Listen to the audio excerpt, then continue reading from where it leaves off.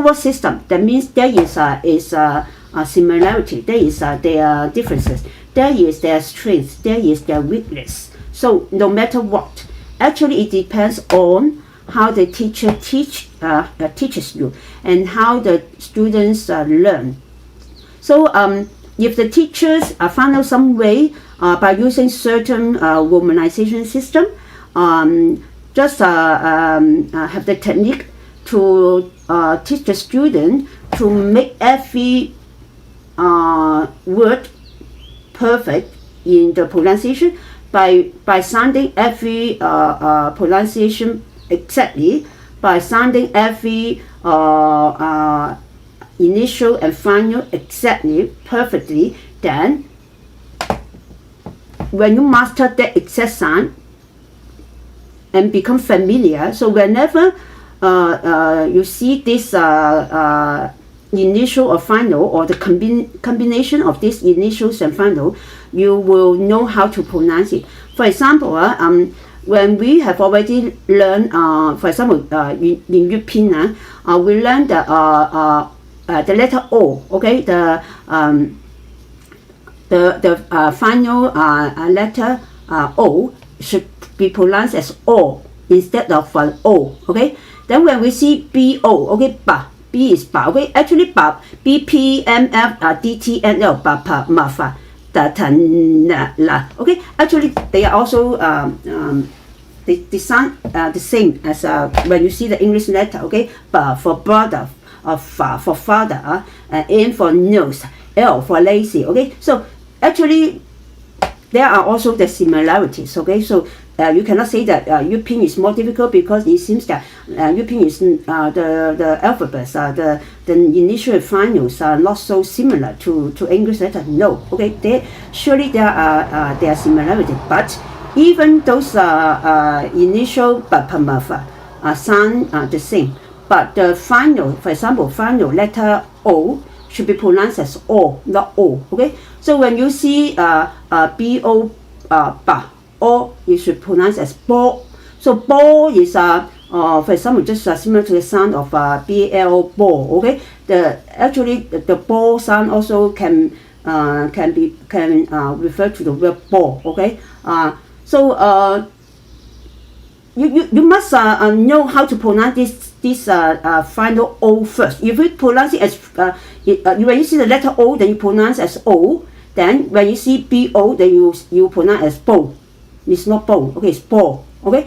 So no matter what, you have to start from the beginning, okay. Master every sound word first, and then you know that even all Chinese or Cantonese, they are one syllabus word, okay, or we say character. But even one syllabus, but we can have a few parts of combination of initials and final. For example, the initial B, ba, with the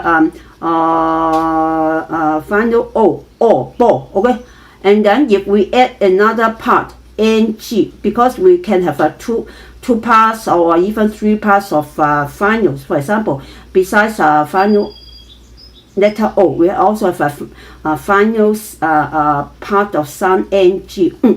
Okay, so it becomes bong. Okay, bong. So there are three parts of sound that you have to make it a smooth continuation. You have to connect it. So it's still a syllabus.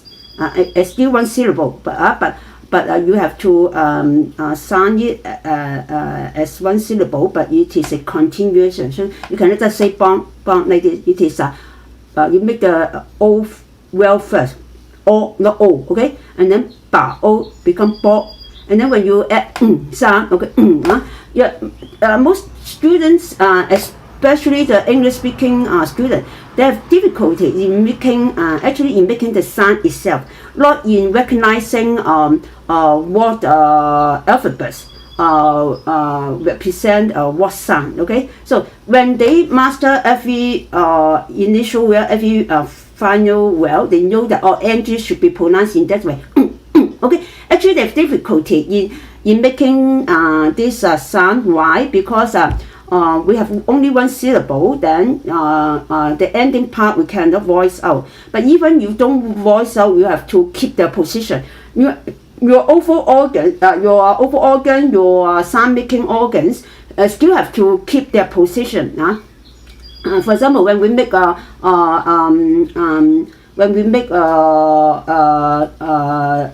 English characters with the ng, we seldom with the ng at the end, right?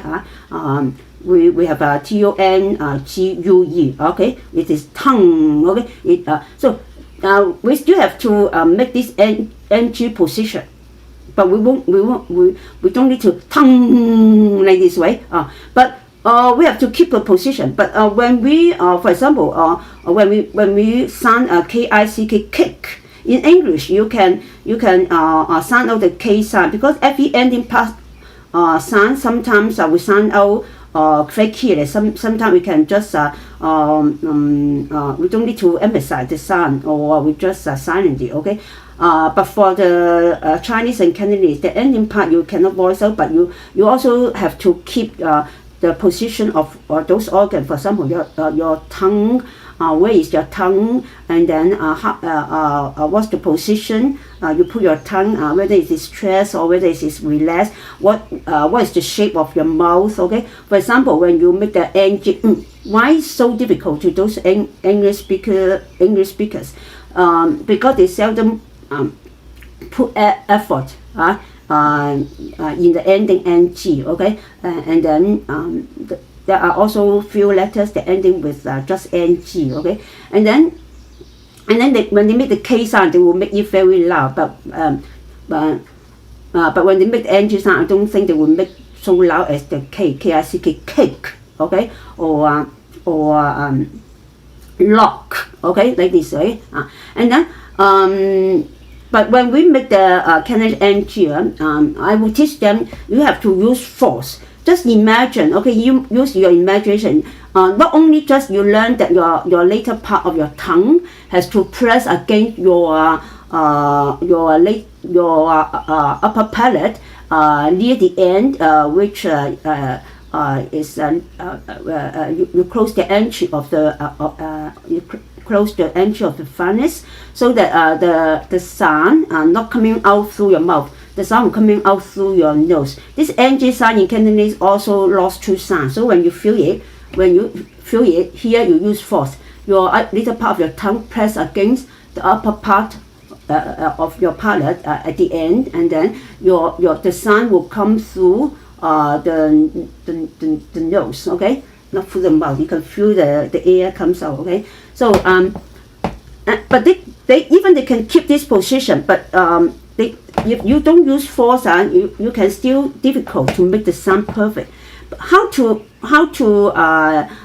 make this sound perfect?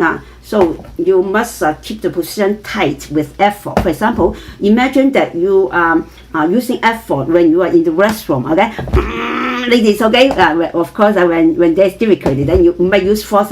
Then I ask your students, you better also use your finger, use your facial expression, and then try to really use force. And then you can really see your face. You can really feel the tension here, and then really some effort you have made, so that the sound, of course, the sound still not voiced out, but you can feel the tense here, and then really the entry is closed. Okay, so the sound won't come through the mouth. The sound comes through the nose. You can even